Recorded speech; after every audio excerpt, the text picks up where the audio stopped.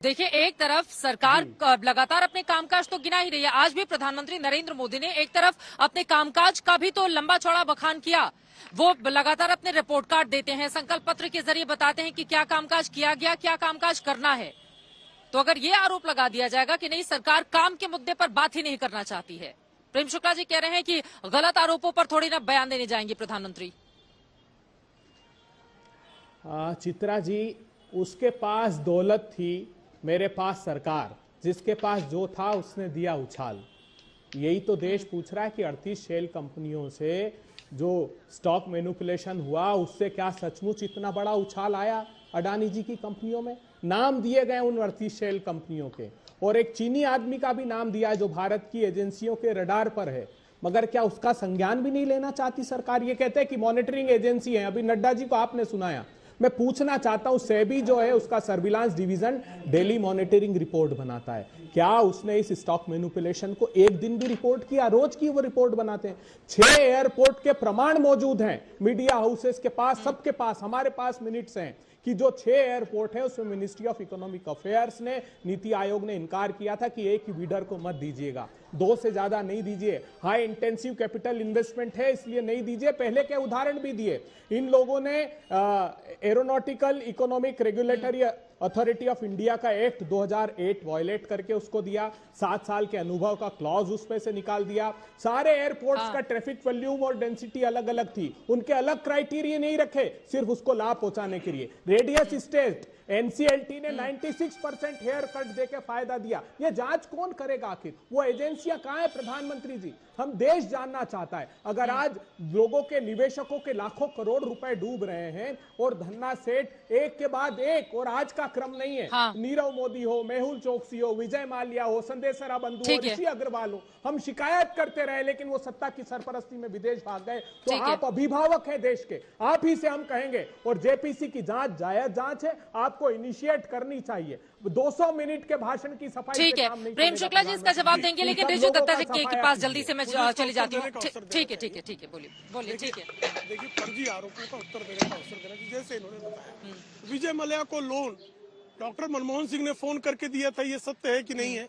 Doctor Manmohan Singh के इस favour के बदले में श्रीमती सोनिया गांधी अपने टिकट अपग्रेड करा के विजय मल्ल्या के एयरक्राफ्ट से चल रही थी कि नहीं चल रही थी, ये सत्य है कि नहीं है? नीरव मोदी, उसको आपके युवराज उसकी दावत में जाते हैं, विशेष किस किस्म के द्रव का पान करने के बाद उसको लोन दे देते हैं, ये सत्य है कि नहीं है? आप मुझे कृपा करके बताइए ना। 2G 3G जीजा जी, देखिए मैं इनके बीच में नहीं बोल रहा, जरा इनसे कहिए अभद्रता न करें। हालांकि कांग्रेस की संस्कृति अभद्रता की है, और आज संसद में उसने प्रदर्शित किया, लोकसभा में भी प्रदर्शित किया, कल आज राज्यसभा में प्रदर्शित किया।